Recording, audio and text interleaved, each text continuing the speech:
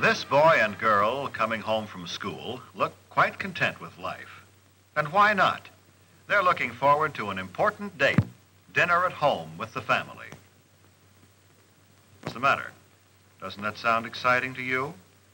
Well, to them it's a special occasion, as it has been ever since they sat down to dinner in high chairs. Why should they feel that way about something you take so completely for granted? Well, let's see if we can find out. First of all, daughter has changed from school clothes to something more festive. Dressing a little makes her feel and consequently look more charming. Even the table takes on a special air. Mother, too, changes from her daytime clothes.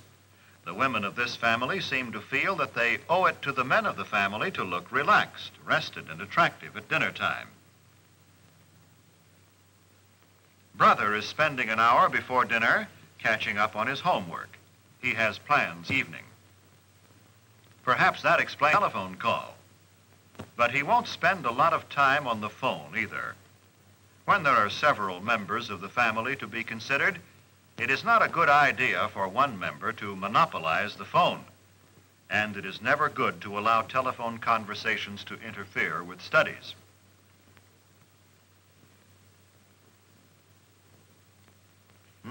Is it that late? Dad will be here any minute. Better tell Mother she's needed in the kitchen. Brother notices the time and realizes that he must put things in order and clean himself up in time for dinner.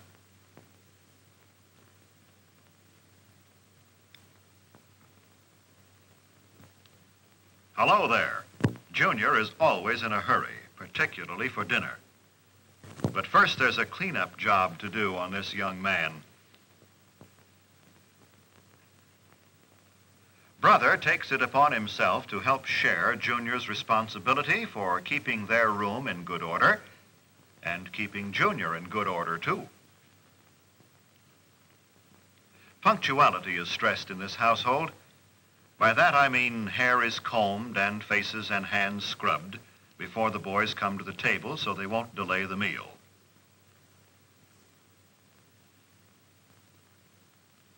Now, mother and daughter put the finishing touches on the dinner.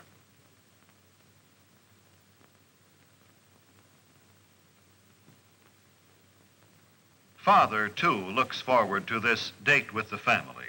He has had a hard day at the office, and in his briefcase are some contracts which must be looked over tonight. But in the meantime, he will relax at dinner with those he loves. A simple centerpiece made from some flowers which grow in the backyard is another of daughter's contributions to the dinner.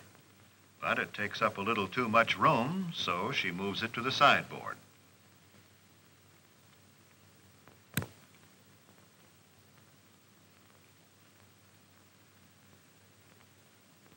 These boys greet their dad as though they are genuinely glad to see him, as though they had really missed being away from him during the day and are anxious to talk to him. This is the time for pleasant discussion in a thoroughly relaxed mood. They don't pick this time of the day to spring unpleasant surprises on Dad. If they have disagreeable news, they'll postpone the discussion until another time. And this is no time to dun Father for a raise in your allowance, new clothes, or argue about other financial matters.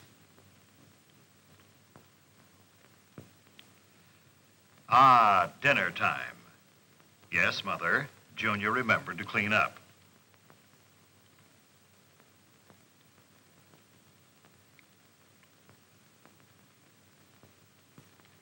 Brother seats Junior. Then helps Mother to her chair as he would his best girl.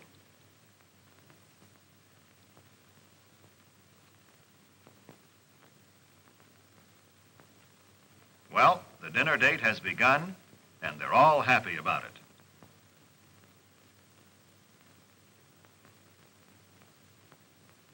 Many families throughout the country observe the custom of saying grace at mealtime. It is always treated with reverence and respect.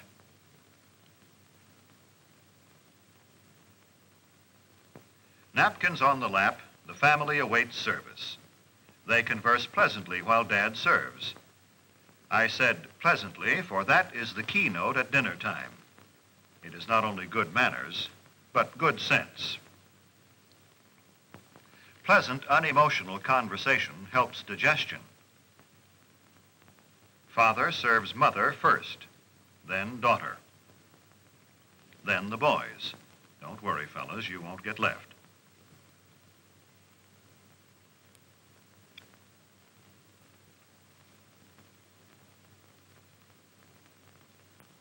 Help cut your meat, Junior?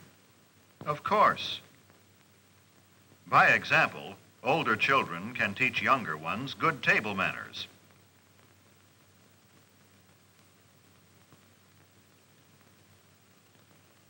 No one starts eating until Father has served himself. Always wait for the hostess, in this case Mother, to begin eating before you start. Let Father and Mother guide the conversational trend if they desire. After all, they made all this possible and may want to talk over their day with each other. Tell Mother how good the food is. Maybe Sis rates a compliment too. It makes them want to continue pleasing you. Well, all this is good general advice, but there are some specific don'ts. Maybe the family will demonstrate for us. Don't monopolize the conversation and go on and on without stopping. Nothing destroys the charm of a meal more quickly. To say that the rest of the group is bored would be a gross understatement.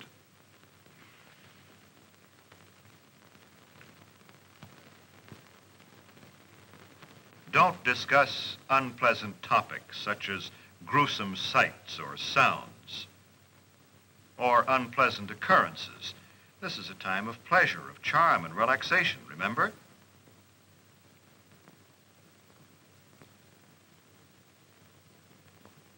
Don't make unkind comparisons about your standard of living. The dinner table is no place for discontent. It makes Dad and Mother uncomfortable and unhappy.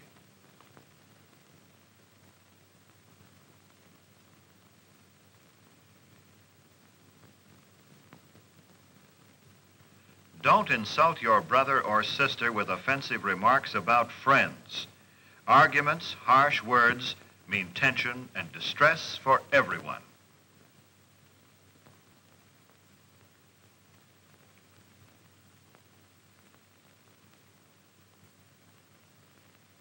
Do remember simply this. Treat the other members of your family with the same respect and cordiality you would show your most treasured friend outside the family circle. This does not mean you should be stiff or formal. With your own family, you can relax. Be yourself. Just be sure it's your best self. This is better. Now things are on an even keel again. Now we're ready for dessert.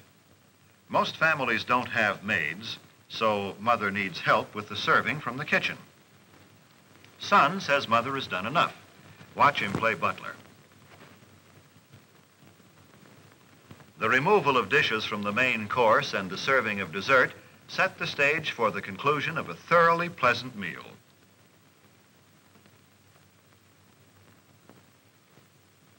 Do you begin to see now how a date with your family can be a truly special occasion? Do you know why brother and sister looked forward to the evening? When the dinner hour at home is treated with a certain amount of graciousness and ceremony, it can be memorable. There is no family so poor but that the evening meal can be eaten in an atmosphere of warmth and gentleness. There is no family so busy but that it can come together in the evening for a dinner date which will give its members something to look back upon with happiness all their days.